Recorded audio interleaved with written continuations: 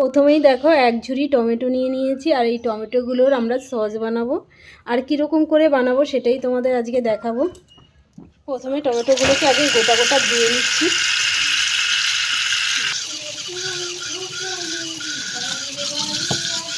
তা এখানে দেখো তেঁতুলটাকেও পরিষ্কার করে নিচ্ছে ধুয়ে। তা এখানে একটু তেঁতুল ভিজিয়ে দিয়েছি, আর টকটক হবে বলেই দিয়েছি একটু। তা এখানে রিমঝিম টমেটোগুলোকে দু টুকরো করে নিচ্ছে, আর আমি একবারে প্রেসারে দিয়ে নিচ্ছি। প্রেসারে দিয়ে একটু সিটি দিয়ে নেব দুটো। এখানে টমেটোগুলো কাটা হয়ে গেছে, আর জল দিয়ে নিচ্ছি, আর 4টে কাঁচা লঙ্কা দিয়ে নেব।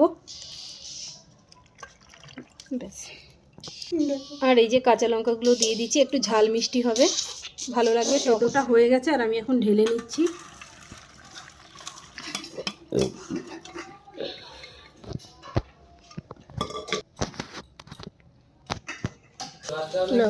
এই যে এইভাবে করে নিয়ে আমাদের দানা কিন্তু বেরিয়ে গেছে, খোসাটাও। আর এখানে দেখো এই যে নিয়ে নিয়েছি কাইটাকে। তো এই যে দেখো খুব ভালো হয়ে গেছে। আর এখন তো টমেটোর দাম খুবই কম, তাই আমি 2 কেজি নিয়ে এসেছি, তাই আমি দিয়ে করছি। আর এই যে কড়াইতে ঢেলে দিচ্ছি। এখন এটাকে ভালো করে জাল করে নেব।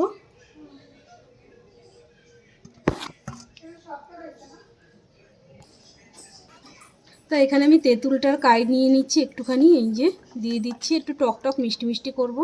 এবারে জাল দিতে হবে আর নেড়ে দিতে হবে যাতে কড়াইতে না ধরে। তো এখানে নুন দিয়ে দিলাম পরিমাণ মতো। তো এখানে কাশ্মীরি লঙ্কা দিয়ে দিলাম 1 চামচ। তো এর ভিতরে আমি 1 কাপ চিনি দিয়ে দিলাম। একটু ঘন করে নিই চিনি দিয়ে, কারণ আমি টক মিষ্টি করব বললাম তো। এই যে দেখো বন্ধুরা হয়ে গেছে, আর খুব সুন্দর কিন্তু কালার এসে, তোমরা দেখতেই পাচ্ছ।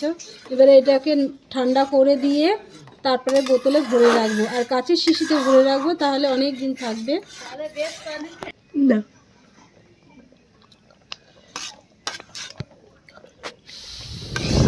দেখতেই তো দেখো খুব সুন্দর কিন্তু কালার এসছে। এবার আমরা নামিয়ে নিয়ে ঠান্ডা করে রাখবো। এই যে দেখো তোমরা দেখতেই পাচ্ছ কালারটা কিন্তু খুবই সুন্দর এসছে। আর এটাকে আমি এখন ভরে রাখছি বয়মে। এরকম করে কিন্তু অনেক কয়দিন রাখা যাবে, তোমরা কিন্তু করে রেখে দিও।